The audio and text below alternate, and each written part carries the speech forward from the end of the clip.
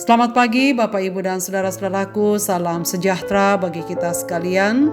Harapan dan doa saya kita semua sudah bangun dengan sehat pagi ini dengan sukacita dan damai sejahtera untuk menjalani kehidupan kita. Terima kasih masih tetap setia mengikuti renungan pagi. Semoga melalui renungan pagi kita akan bertumbuh semakin mengenal firman-Nya dan kasih kita semakin bertambah-tambah kepada Tuhan. Pagi ini kita berjumpa di dalam acara Renungan Pagi edisi 10 Februari 2023. Kita akan membaca 1 Raja-Raja pasal 5 ayat 1-10 demikian. Hiram Raja Tirus mengutus pegawai-pegawainya kepada Salomo. Karena didengarnya bahwa Salomo telah diurapi menjadi raja menggantikan ayahnya, sebab Hiram senantiasa bersahabat dengan Daud. Lalu Salomo mengutus orang kepada Hiram dengan pesan, "Engkau tahu bahwa Daud ayahku tidak dapat mendirikan rumah bagi nama Tuhan Allahnya, dan karena musuh-musuhnya memerangi dia dari segala jurusan, sampai Tuhan menyerahkan mereka di bawah telapak kakinya. Tetapi sekarang Tuhan Allahku telah mengaruniakan keamanan kepadaku di mana-mana, tidak ada lagi lawan dan tidak ada lagi malapetaka menimpa.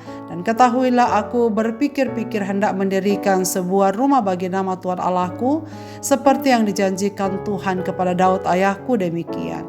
Anakmu yang hendak kududukkan nanti di atas tahtamu menggantikan engkau. Dialah yang akan mendirikan rumah itu bagi namaku. Oleh sebab itu perintahkanlah orang menebang bagiku pohon-pohon aras dari gunung Libanon, dan biarlah hamba-hambaku membantu hamba-hambamu, dan upah hamba-hambamu akan kubayar kepadamu seberapa juga kau minta, sebab engkau tahu bahwa di antara kami tidak ada seorang pun yang pandai menebang pohon sama seperti orang-orang Sidon."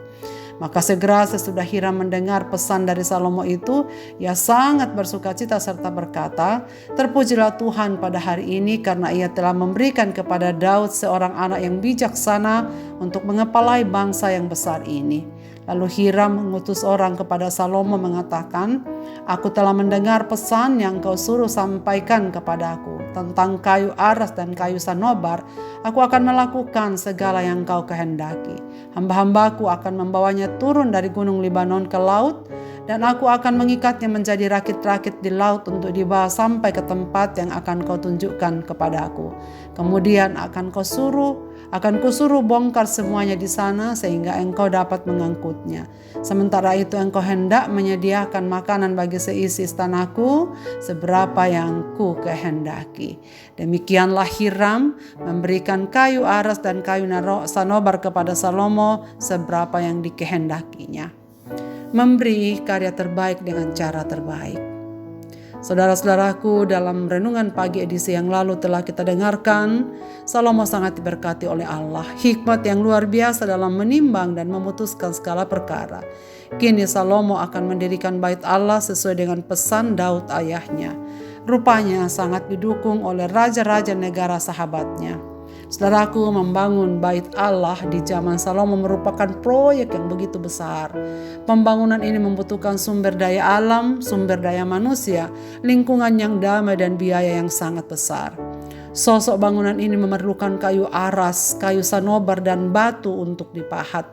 Jenis kayu yang memiliki banyak keunggulan, seratnya indah, tidak mudah lapuk dan tidak mudah dimakan rayap. Semua bahan ini tersedia melimpah di negeri Sidon. Selain itu di negeri itu tersedia tenaga-tenaga terampil untuk bekerja dan dibutuhkan dalam jumlah ribuan orang. Saudara, menarik sekali jika memperhatikan persiapan pembangunan bait suci. Salomo meminta kepada Raja Hiram, Raja Tirus untuk mengirimkan pohon-pohon aras dari gunung Libanon. Pada masa itu kayu aras terkenal sangat keras, tidak mudah lapuk dan tahan rayap. Serat kayunya begitu padat sehingga bagus untuk ukiran-ukiran dan baunya yang sungguh sangat khas. Saudara, tidak main-main Salomo membayar 3.022.500 kg gandum dan 4.400 liter minyak zaitun. Kalau kita perkirakan biaya terhadap semuanya ini, taruhlah kita berikan harga 45.000 per kilogram. Dan harga minyak zaitun 300.000 sekarang ini. Maka setidaknya Setiap tahunnya Salomo akan membayar 16 miliar. Saudara sekalian, wow, angka yang begitu besar. Jika pembangunan bait suci itu memakan waktu 7 tahun, maka 16 miliar kali 7 tahun kira-kira lebih dari 100 miliar rupiah. Saudara, luar biasa, bukan harga yang begitu mahal. Harga yang lumrah sebenarnya jika dibandingkan dengan kayu-kayu yang berkualitas tinggi yang memang tempatnya pun ditebang di atas pegunungan, lalu dibawa ke Tirus dan melalui laut tengah. Kayu-kayu itu dialirkan dalam bentuk rakit ke pelabuhan terdekat dengan Yerusalem. Nah, kemungkinan saudara sekalian ini ada di Yope, lalu dibawa kembali masuk ke pedalaman dan ke dataran tinggi Yerusalem. Kita mungkin bertanya, mengapa Salomo mengimpor dan tidak menggunakan bahan bangunan lokal? Sepertinya Salomo ingin memberi yang terbaik bagi Allah. Untuk fondasinya, Salomo menggunakan batu-batuan pilihan dalam negeri sendiri. Itu berarti bahwa Salomo tak hanya berorientasi impor, dan karya terbaik mestinya dilakukan dengan cara yang baik. Saudara, itulah sebabnya Salomo diberkati oleh Tuhan. Sebab ia ingin melakukan yang terbaik untuk satu proyek besar ini, karena ia tahu kepada siapa ia lakukan. Daud melakukannya untuk memuliakan Tuhan dan meninggikan namanya, supaya ada tempat khusus yang mereka pergunakan untuk meninggikan dan memuliakan Tuhan.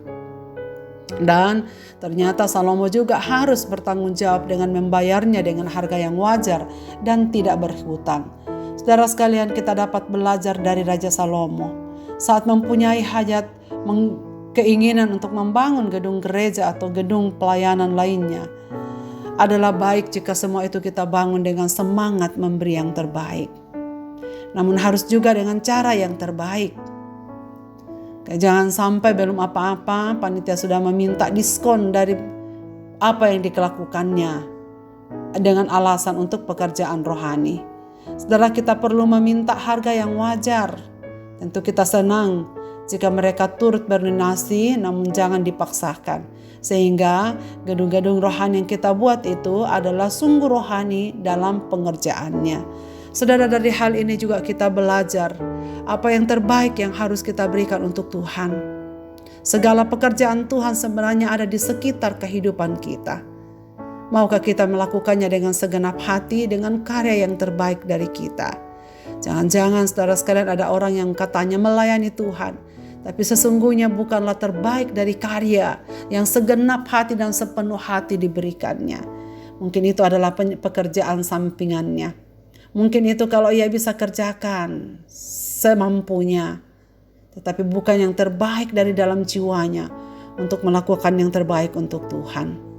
Kiranya apapun yang kita lakukan bagi Tuhan, pelayanan-pelayanan apapun, kiranya kita kerjakan dengan segenap hati kita dengan cara yang terbaik, supaya menghasilkan karya yang terbaik untuk memuliakan Tuhan.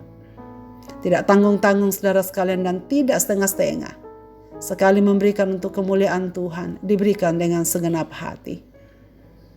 Marilah kita berdoa. Bapa di sorga, Bapa, di dalam nama Tuhan Yesus, kami serahkan kehidupan kami pada pagi ini dalam tangan-Mu. Terima kasih untuk firman-Mu. Ajarlah kami belajar kepada Salomo untuk mengerjakan yang terbaik untuk hormat dan kemuliaan bagi nama Tuhan, dengan cara yang terbaik pula. Ya Tuhan, tolonglah kami supaya kami mengabdikan seluruh hidup kami ini dalam tangan-Mu dengan cara yang terbaik, dengan karya yang terbaik untuk membangun kerajaan-Mu di tengah-tengah bumi ini. Jika Tuhan melibatkan kami dalam pekerjaan pelayanan-Mu di tengah-tengah dunia ini, berilah kami kekuatan supaya kami memberi yang terbaik bagi Tuhan. Dalam tangan kasih-Mu Bapa, kami serahkan seluruh kehidupan kami. Segala persoalan umat-umat-Mu yang sedang dihadapi di hari ini, Tuhan yakinkanlah bahwa Engkau ada bagi mereka. Engkau tidak akan membiarkan mereka berjalan sendiri, tapi Engkau akan menemani mereka langkah demi langkah yang mereka tempuh di hari ini. Segenap persoalan hidup ini sesungguhnya Tuhan yang dapat menyelesaikannya bagi kami. Ajarlah mereka semua untuk bergantung sepenuhnya dalam tangan-Mu ya Tuhan. Dengar doa kami serahkan diri dalam nama Yesus Kristus Tuhan dan Juru Selamat kami. Amin. Selamat beraktivitas Bapak Ibu dan saudara-saudaraku. Tuhan Yesus memberkati kita dengan firman ini.